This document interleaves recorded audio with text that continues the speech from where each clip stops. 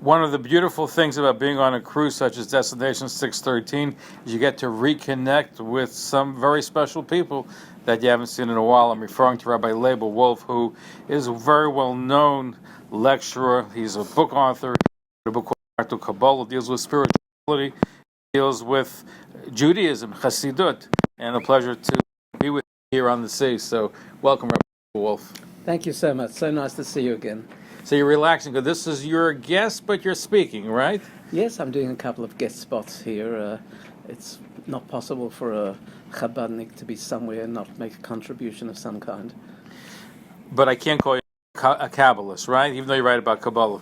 Correct. So you can't call me a Kabbalist. I carry out no practical, miraculous features or should I say, all of us have the capacity to do so. Because people, when they think about Kabbalah, especially those that are not as well versed, think about the mystical, they think about the supernatural, they think about maybe Madonna, maybe they think about the Kabbalah Center. The thing comes because Kabbalah has become more part of the popular culture. Yes, and that's one of the unfortunate aspects of it. I think people are grappling with the spiritual because they recognize that there is a vacuum or something lacking in the meaningfulness of their life and a questing and searching. And I think that's a healthy phenomenon. But unfortunately, much of the marketing of spirituality is not necessarily as genuine. And even things that are essentially Jewish, like Kabbalah, can be hijacked and become something quite else to what it's intended to be, which is a deeper understanding of the Torah in our lives. Sure, deeper understanding, but people are looking for the more mystical. Even Chassidut, the whole fascination with the Hasidic movement also deals with that, where people looking for meaning, they're looking to reach a spirituality by, in the case of Hasidut, with maybe more joy, more singing, more dancing, and Kabbalah is more mystical. It's true what you say. At the same time, the word mystical has a connotation that it's non-rational or even irrational as such. And Judaism possesses meaningfulness, and meaningfulness is very often something that needs to be brought down through the mind into the emotions, not just emotions without the mind directing them as such. And that's one of the important features of people's lives, to be able to have emotionally intelligent lives, especially within Judaism as such. So the current interest in spirituality is really a quest for personal meaning, where much of that has become eroded by the ordinariness of everyday life and the boringness of everyday life and the lack of a depth in the purpose of everyday life. And I think that's why the quest is. But to be honest, Kabbalah is very deep. In fact, we're taught that to really understand and delve in, one should be 40 years old, go through a whole process. So can we, in a book form or a lecture form, really give the essence of Kabbalah when it's very deep? And even those that may be 40 and study it for many years may not really understand it fully. I think the study of Kabbalah is a complete waste of time. Now, that's a rather radical statement. What I mean is, the Kabbalah was written in a format or encoded in a format that made it extremely difficult to access, and deliberately so. And the reason was, as you say, because it was for the very, very few. But it's interesting that in the Kabbalah itself, in the Zohar itself, it says that a time will arise in history when the fountains of knowledge will burst open from above and below. And at that point, the Zohar tells us we'll have to access these deeper understandings to maintain our life stance. A date is proffered when this will happen. That date coincides with the secular historical calendar of events such as the Industrial Revolution, which coincided with the rise of French nationalism, which corresponded at the same time with the beginnings of scientific method, and also, interestingly, and here comes the important part, also coincided with the rise of Hasidism in the person of the Baal Shem Tov. Why? Because Kabbalah is cryptic, and yet we had to access the deeper teachings. So therefore, Chassidut came into being to make it explicable. I never advocate anyone studies Kabbalah as such, because of its language and because of its cryptic nature. But through the Hasidic teachings, we can take the concepts and interpolate them into our practical everyday lives, and yes, in that manner, be able to take deep, profound teachings and make them relevant in our Jewish lives. As you're thinking about the Industrial Revolution and the whole growth of the opening of to new enlightenment and new knowledge, Hasidut also, Vilna Gaon, even the same with Yes. time you saw. In fact, both of them try to make it to Israel, but for Yes. various reasons they never made it there. Correct. But there's also, I believe, a Zohar, and perhaps you can clarify that, talks about the end of time, and also deals with the fact that the end of days will be precipitated by a battle between Islam, Christianity, and Judaism. I don't think it's as explicit to nominate that kind of a battle. I mean, Gog and Magog is what really is there, and that is up for grabs as to who the identity of Gog and Magog might be in our contemporary geopolitical arenas as such. But the Lubavitcher Rebbe explains it. It's a spiritual war more than a physical war that'll take place, and it requires a certain point of spiritual fission world for Mashiach to be able to enter into the fray and take us where the Messianic period has to take us. And for Mashiach to come, it takes one more Jew to do more mitzvah. And since we don't know who that Jew is and what that mitzvah is, we all have to keep trying. That sounds like a true Chabadnik. who, when you lecture, you come to, you were based in Australia, to the United States 3 or 4 times a year. You lecture maybe 14, 15 different cities. Is it Jews, non-Jews, religious, non-religious? Who is attending your Kabbalistic lectures?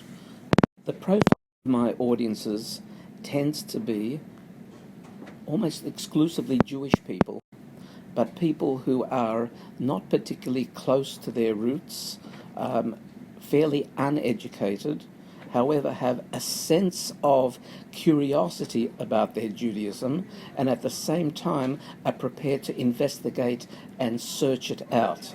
Now, that's the profile of the individual. It's 2/3 women, 1/3 men, and that's because women tend to be more spiritual than men are. And also, if we are told that closer to the Mashiach Satan, the feminine quality of the world will assert itself. And I think we're finding that also in the secular arenas as well, how feminism is arising. And it's also, we're finding, just interestingly, that amongst world leadership, more women are taking leadership roles. So there's a general rise in the feminine nature of the cosmos, which is the feminine side of Hashem, the Shekhinah side of Godhead. As you were talking, I was just thinking about there. It talks about 10 famines. I think the last famine is when for hunger. It's not for bread and water, but for the Lord. And the question is, why is that considered a famine if you start studying for spirituality? And I believe the answer is that people study for spirituality, but they find the wrong ones. To the right one. That's why it's a famine, because you're hungry, but you're eating the wrong diet. Very much so. And in the same way that our guf, our body, requires a very good diet, because the body is the vehicle that encases the neshama, and the soul will therefore only be able to optimize its expression through the body when the body is healthy, which, by the way, is the reason why it's an absolute mitzvah to maintain health and wellness. But in the same manner, the soul itself requires its spiritual food, and if it doesn't have its spiritual food, then it too is unfortunately languishes. It's interesting that in Tehillim, almost invariably, we have the notion of thirst, tzima'on, as being the sense of the neshama that isn't provided with the nourishing liquids that it requires in order to be able to operate. And so it's a combination of body and soul, and we have to be very careful in both respects.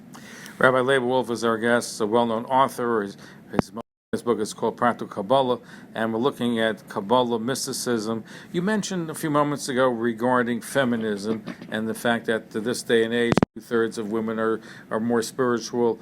How does that relate in the Hasidic movement, the Chabad movement, as far as more of a role for women, even in religious roles, not just in searching for spirituality? The nature of masculinity and femininity has its characteristics. It's not as if both are operating on the same plane or are both operating in the same arena. They're complementary as such, and this finds its expression in Jewish life. The primary role is given to womanhood. The primary role, the one of nurture, raising the character and the spiritual well-being of another generation, that's primarily a feminine role. Man's primary role is to provide the infrastructure for that to take place. It's almost a supportive role as such. Ironically, the supportive role of providing infrastructure is a more public role, and therefore religiously we find the expression a more public religious expression as such, whereas the role of nurture, which is much more subtle, is more inhibited in terms of the publicity and the externality of it. Unfortunately, in contemporary society, this has been misinterpreted as being primary and secondary. Both roles are equally primary, but they operate in different arenas.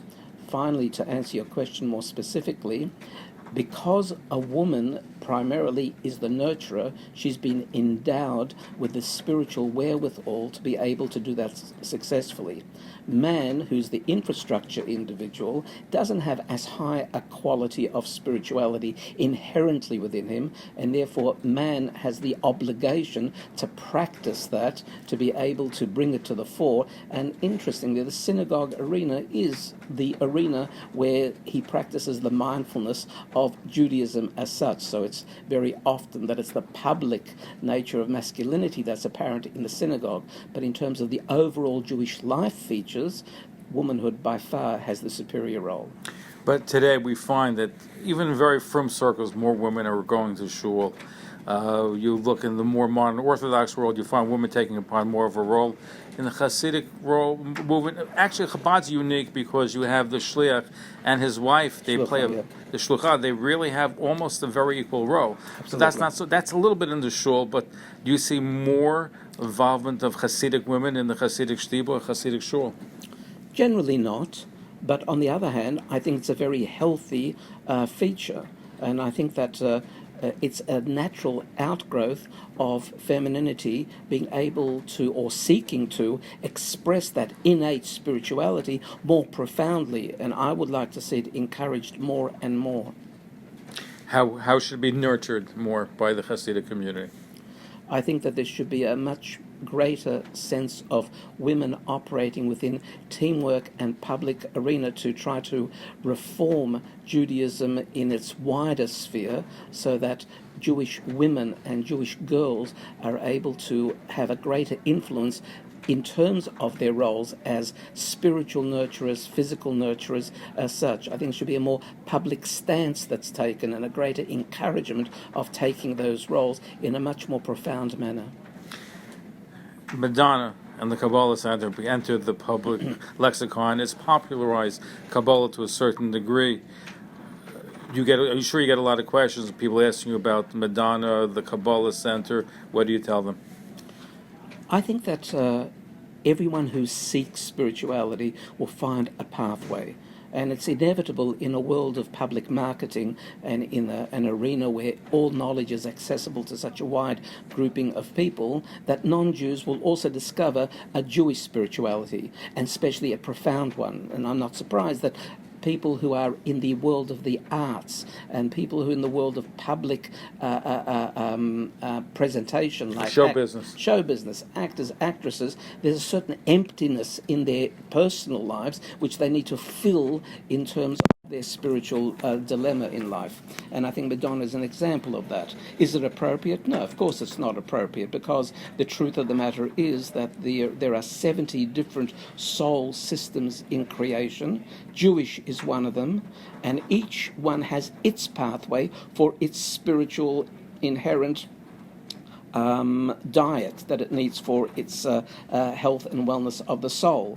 And amongst the non-Jewish people, they have their own respective pathways, and therefore assuming a Jewish diet, so to speak, of Torah is not necessarily going to enhance them. Quite the contrary, it's going to hurt them as such. And vice versa, when a Jew takes on Buddhism or some other pathway, that will hurt him or her in terms of their Jewish self. So there has to be a profound return to the authenticity of the individual. Will you teach Kabbalah to a non-Jew?